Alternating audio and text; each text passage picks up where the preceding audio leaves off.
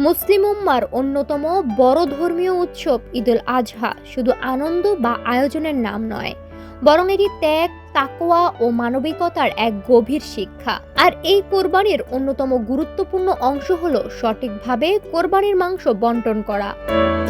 ইসলামে কোরবানি শুধু পশু জবাইয়ের মধ্যেই সীমাবদ্ধ নয়, বরং এই ইবাদতের মাধ্যমে মানুষের ভেতরের অহংকার, লোভ ও স্বার্থপরতাকে ত্যাগ করার শিক্ষা দেওয়া হয়েছে। তাই কোরবানির মাংস কিভাবে ভাগ করা হবে সেই বিষয়ে রয়েছে কোরআন ও হাদিসের সুস্পষ্ট দিক নির্দেশনা। পবিত্র কোরআনের নির্দেশনায় সূরা হজের ২৮ নম্বর আয়াতে আল্লাহ তাআলা বলেন, তোমরা কুরবানি থেকে আহার করো এবং দুস্থ অভাবগ্রস্তকে আহার করাও। একই সূরার ৩৬ নম্বর আয়াতেও আল্লাহ আরো স্পষ্ট করে বলেছেন, তোমরা কুরবানি থেকে খাও এবং যে চায় না তাকেও খাওয়াও, আর যে চায় তাকেও খাওয়াও। অর্থাৎ ইসলাম চায় কুরবানির আনন্দ শুধু নিজের পরিবারের সীমাবদ্ধ না থেকে সমাজের গরিব, অসহায় ও অভাবী মানুষের কাছেও পৌঁছে যাক। অন্যর মুখে হাসি ফোটানোই এই ইবাদতের অন্যতম প্রধান লক্ষ্য।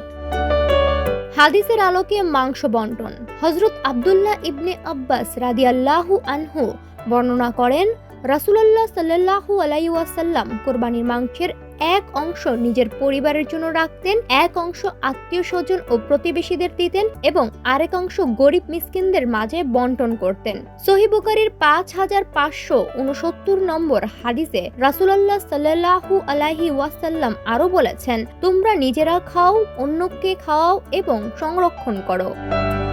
এই নির্দেশনাগুলোর উপর ভিত্তি করে ইসলামী স্কলার কোরবানির গোশত ৩ ভাগে ভাগ করার উত্তম ও মুস্তাহাব বলেছেন। প্রথম ভাগ নিজের পরিবারের জন্য, দ্বিতীয় ভাগ আত্মীয়-স্বজন ও প্রতিবেশীদের জন্য এবং তৃতীয় ভাগ গরিব ও অসহায় মানুষের জন্য। কোরবানি মাংসের এই ৩ ভাগের নিয়মটি উত্তম হলেও ইসলামে এটিকে কঠোরভাবে বাধ্যতামূলক করা হয়নি। কেউ চাইলে মাংসের বেশি অংশ গরিবদের দান করতে পারেন, আবার নিজের পরিবারের সদস্য সংখ্যা বা প্রয়োজন বেশি হলে নিজের কাছেও বেশি রাখতে পারেন। ইসলাম সবসময় মানুষের সামর্থ্য, সহজতা ও আন্তরিকতাকে গুরুত্ব দেয়। তবে আলেমরা একটি বিষয় বিশেষভাবে সতর্ক করে বলেন, কোরবানির মাংস একা ভোগ করা বা নিয়ম থাকা সত্ত্বেও শুধু নিজের পরিবারের মধ্যেই সীমাবদ্ধ রাখা কোরবানির প্রকৃত চেতনাকে দুর্বল করে দেয়। সব মিলিয়ে কোরবানি শুধু মাংসের ভাগ বাটোয়ারা নয়, এটি মূলত হৃদয়ের উদারতা, ত্যাগের মানসিকতা এবং সমাজের অসহায় মানুষের পাশে দাঁড়ানোর এক অনন্য শিক্ষা। আর এই ত্যাগের শিক্ষাই ঈদুল আজহার প্রকৃত সৌন্দর্য ও সার্থকতা। সাদিয়াতু হালিমা, সোনালী নিউজ।